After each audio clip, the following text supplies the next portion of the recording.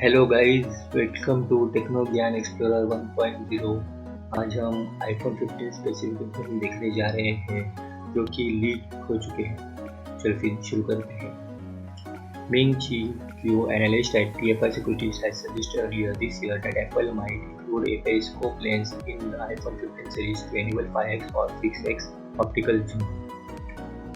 Dynamic island, first seen in the iPhone 14 Pro version, might be present in all iPhone 15 series phones. The iPhone 15 and iPhone 15 Plus will still not include ProMotion and Always On display, according to a report from display analyst Gyan.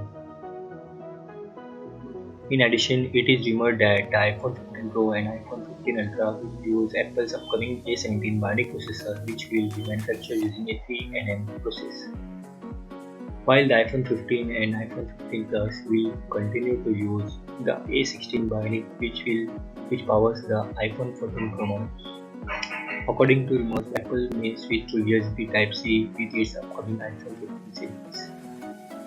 The source also suggested that Apple was working on 8K video recording in a subsequent tweet, but it's not clear whether this was just for the iPhone 15 Ultra or also for iPhone 15 Pro.